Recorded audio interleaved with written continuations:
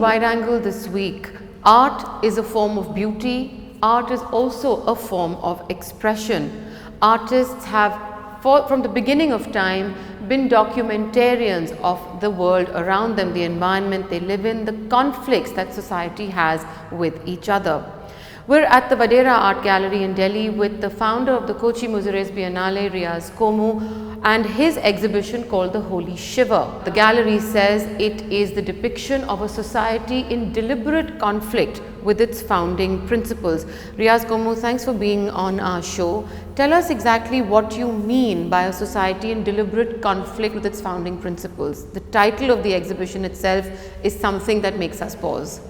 The main object behind the exhibition is to push truth to the forefront. I mean, that's been one of my interests with this show, and in that context, I've been, I'm trying to kind of place different kind of an arguments, which starts from, our constitutional rights to, what is happening to, the citizens of today in an Indian context.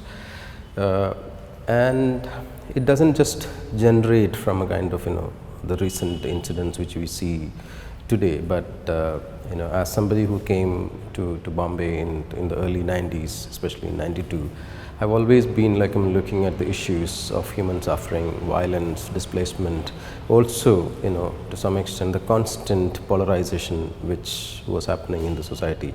And it also ironic, it was started at the same time of liberalization movement in India. So there was, you can see that there was a strong attempt to kind of capture that moment by the fundamentalists to travel along with that. My observations always revolved around that. So since last maybe 10 years, my interest has also been working at a particular site called Kochi, where the multicultural or the diverse or a cosmopolitan, or also something which celebrate the plurality of the nation. That's where I actually invested most of my thinking and interest in as an important discourse which should happen in the art. It should generate or trigger, it should also work as a kind of a cultural acupuncture in today's context. But in today's context, we started seeing that there is an attempt to kind of manipulate, the constitutional principles. There is an attempt to kind of, to polarize society.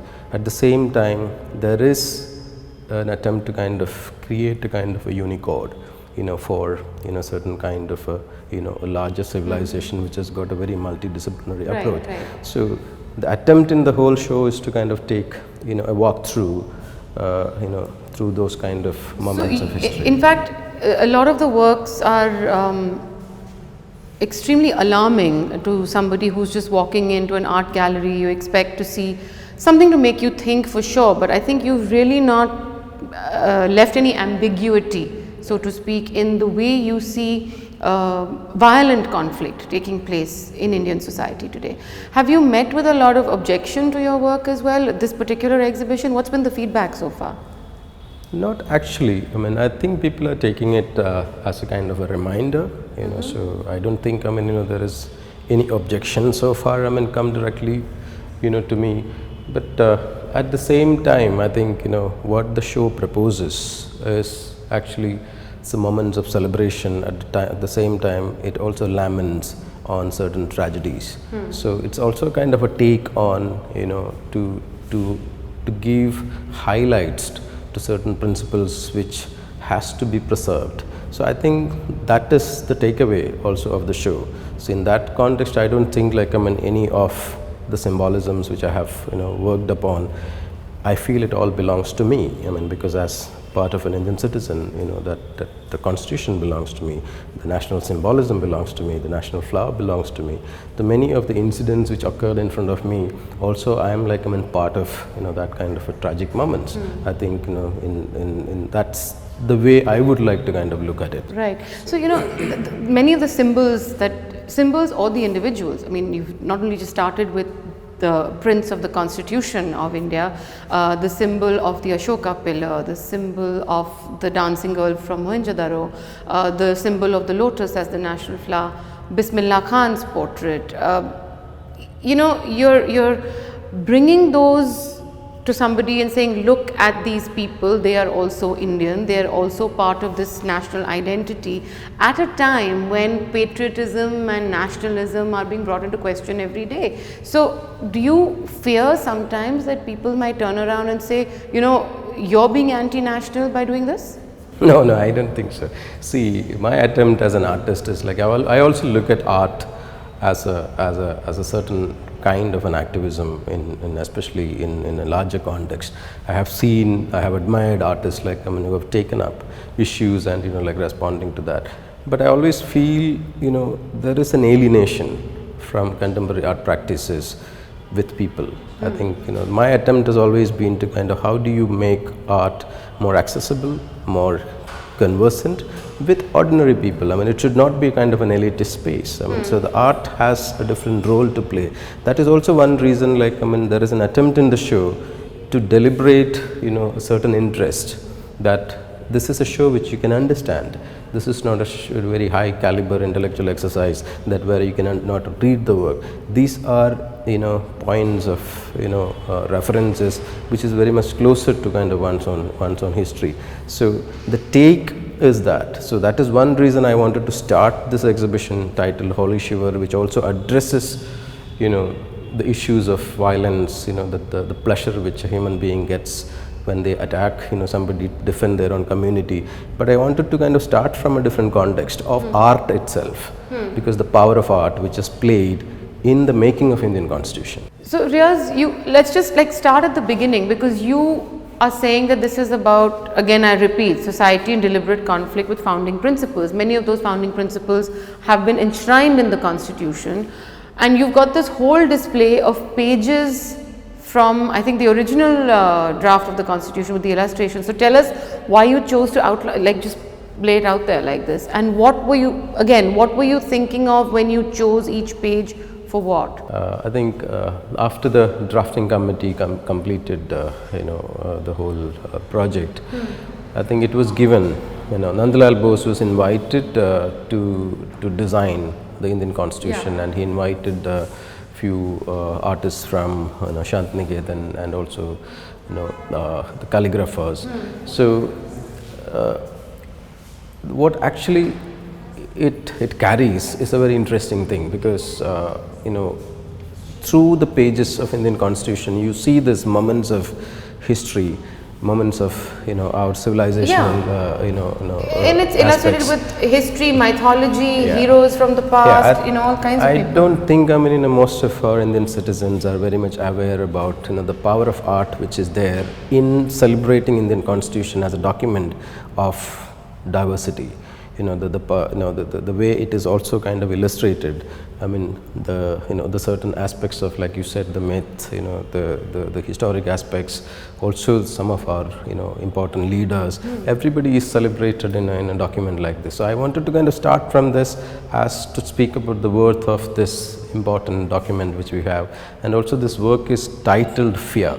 So I'm also bringing it into kind of today's context by juxtaposing it with, the threat which we have been kind of hearing. The entire display of the Constitution is titled Fear. Yeah, this installation is titled Fear. So that's one reason that to illustrate that I have reversed the Indian Constitution through almost like an X-ray process, and it is juxtaposed. Why did you title it Fear? No, that's the context of today, like where we are hearing certain symptoms of like the certain comments which has been made by like in today's context, that this has to be kind of rewritten, so that I think people are afraid of constitutional values being challenged. Is that what the fear is about? That's something which I wanted to depict. So the context of the show is also an archive of the time. So why I am putting it into that context is that I feel the entire project is almost like an archive of the time. That's how I work.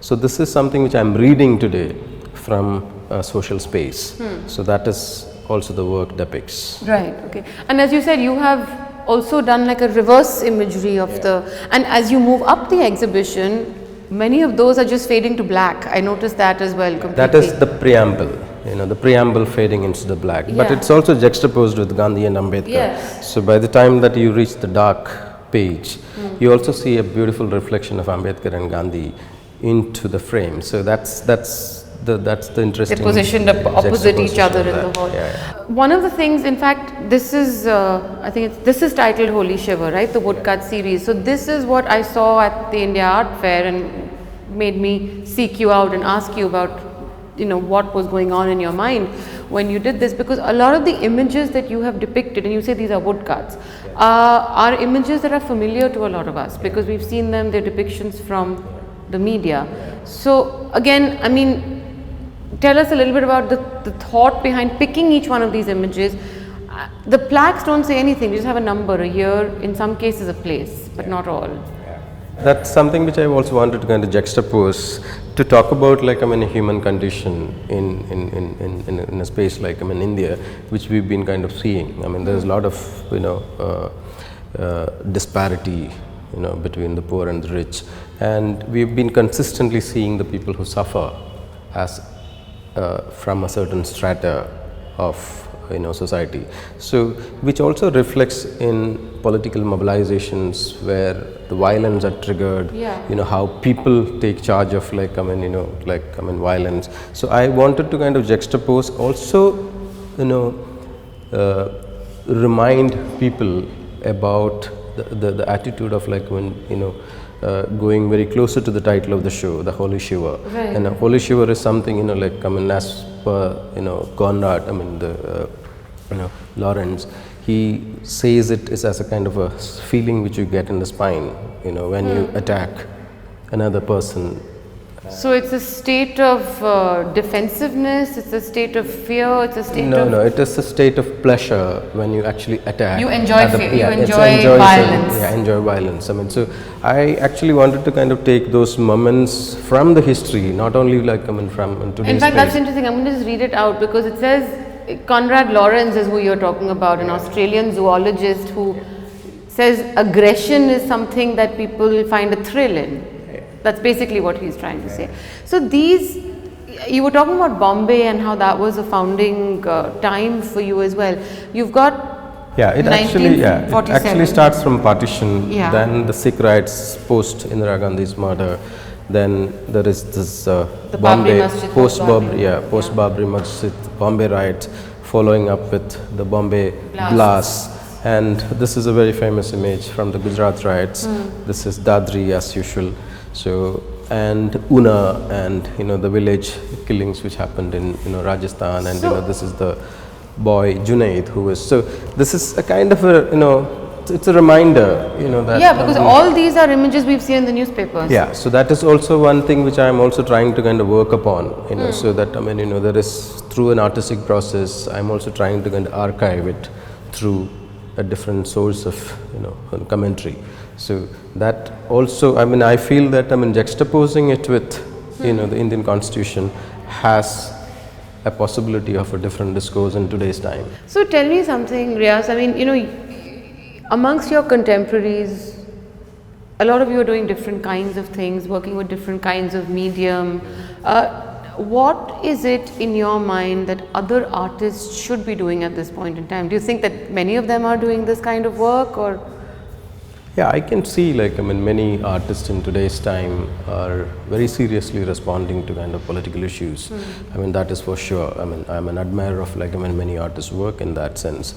But at the same time, we also see a lot of interesting youngsters coming up with new media projects, with a lot of social media projects, responding on a regular basis to the things which is happening around. There is an interest, in today's time to kind of create images. So that's also one reason in this exhibition you see new ways of making objects, that it's coming as a kind of forefront argument. You're talking about an incident in Kerala.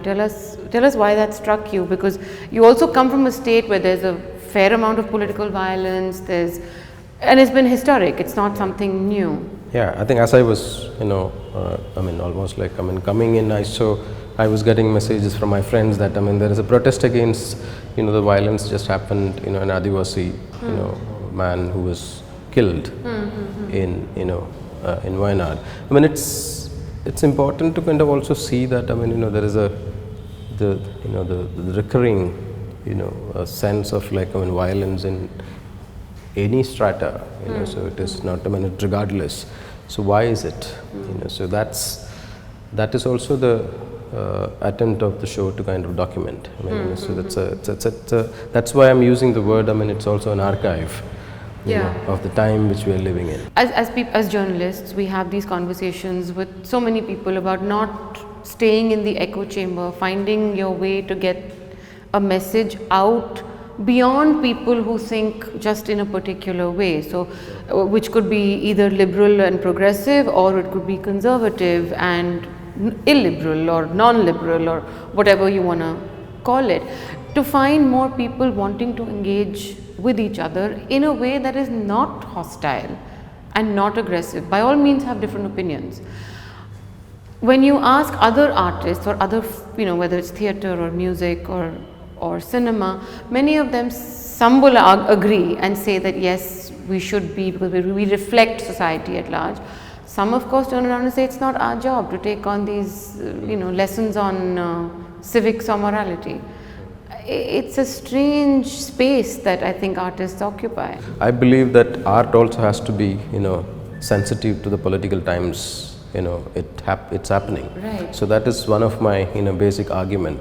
But the problem is not there. I'm not talking about cinema or other important, more popular art forms. The problem with art is something that has to be studied, because we don't have institutions where art can be exhibited very liberally, and people can just walk in and see contemporary art exhibitions which is made by amazing Indian contemporary artists. Most of the time it is shown abroad, most of the time it is shown in galleries which are in remote places. It is not in the public sphere at all. You can't blame the people for not responding to kind of contemporary art, or not getting, it's because they are not getting a chance to see it. For example, even this show, it is not in a public space. No. It is in a very remote place in most Scotland. People will not have access to this exhibition. So this is something personally, we have been also trying to kind of work in Kochi, for instance, because it is known as a people's biennial, because people are seeing all kinds of different kind of art forms in today's context, and they are seeing politics being discussed. They are seeing issues of today's being kind of very explicitly discussed in front of them.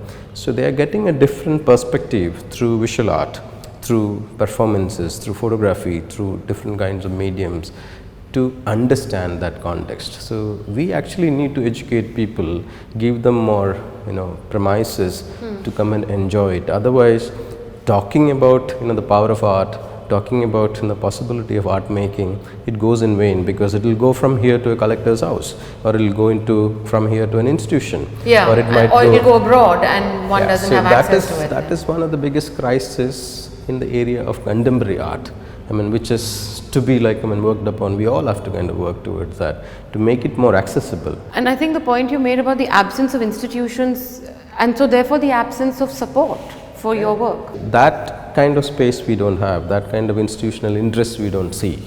So the state doesn't support art in that sense. We have total budget for art and culture is 2,000 crores in India. In comparison with some 2 lakh crores for defense. But you're also in a state where you don't know if this kind of work would have that kind of support. No, that's another. Because this is also a political message. No, that is another conversation. So that's a kind of a secondary conversation. What kind of work you will archive, as you're building a museum or an institution. Yeah. But historically, most of the institutions, international institutions, actually pick up the strong messages which is happening at that time as an object or an artwork to be collected and preserved for posterity. So, and we don't have that kind of a system in place. Riyas, these 3 paintings over here, you've taken images of Gandhi and Ambedkar, and I don't know which way to go, whether it's Ambedkar to Gandhi or Gandhi to Ambedkar. So tell us a little bit about this display. This is a work titled Dhamma Swaraj. I think you can actually oscillate between them. So I think it is, maybe something which I have started observing in today's social space. There is a conversation emerging, so I actually wanted to archive that.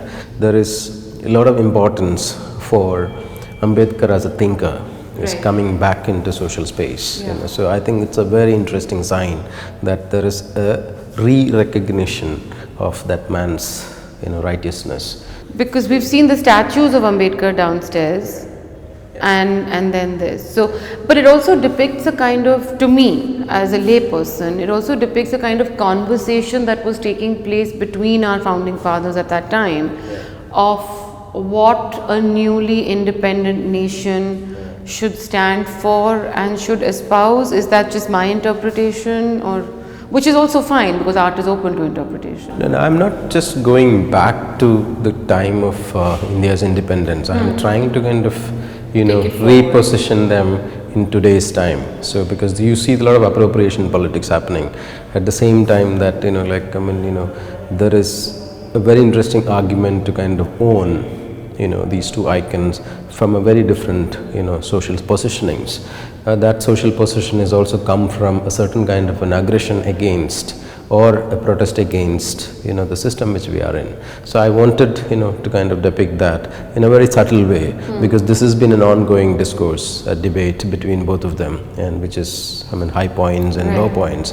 But in today's time, I think a re-conversation between their two, they in fact had a kind of similar goals in their in their life. In that attempt, in order to position them today and perhaps also give some idea of hope going forward to the future as well, when we talk about those which the sort of negatives of the constitution, as I like to call it, in reverse, when they're fading to black, and you said that we can see the reflection in the last one, so it's basically saying all is not lost. We have, is that let's see, that is something which happens historically. Because there is always, that is also my end note in the show, because there is always hope in people's, the history of social actions, people's power in political actions, people's power to choose, people's power to decide. So that is also one of the recurring motive in the show. That's one reason the national symbol, with the text Satyameva Jayate reappears in the exhibition in multiple times, because that's the rosary in the show. That I wanted to emphasize that. This installation of the Ashoka pillar. Yeah, you have to actually see this work in juxtaposition with these three, images in this room. Yeah. One is Bismillah Khan, who you were actually speaking almost towards Bismillah Khan, because he is somebody who represents the tradition, the values, the cultures India stands for. He's a remarkable person who carried the music of our times, and there is a lament from his side. At the same time, there is a celebration here, a nation which has been built from the ashes, and the supreme power of coming together has been kind of epitomized in our national So this is like symbolism. a rising from. Yeah, so it comes from that context of it. So at the same time, you're seeing, the contradictions. So that's, you have to see this room in these three juxtapositions. That is also an attempt in the show that you experience a walkthrough, through seeing references. There are also symbols of hope in the exhibition. So what is your prescription? Because ultimately you're leading all of us through the exhibition to an end point as well. What's your end point? Yeah, see, the prescription in the show is also to kind of, to subscribe to the Indian Constitution in today's time. That is very much evident in the show. And also, provoke or suggest conversations. Just listen to each other. That is also something which is evident. For example, the Gandhi and Ambedkar work is a symbolic of that kind of a gesture in the show. So I think, there are, interesting props where you can actually read when you go upstairs. That actually leaves you, certain immediate contrast, and also celebrates the history of social action in the end. So the hope is, I feel, is always the history of social action. So that's the takeaway. So that's the takeaway from this exhibition. Riyas Komu, thank you so much for spending so much of your time talking to us. We will continue, of course, tracking your work, and I think the real hope is that your exhibition moves outside this small space in Delhi and is able to reach so many other Indians, I think, who would benefit. Because one of the things that you also talked about is how Indian audiences are reacting to art that's coming off their spaces and not art that maybe has been imposed upon them, or sensibilities that have been imposed upon them from different world orders, right? Riyas Komu, thank you so much for being on Wine Angle. Thanks a lot.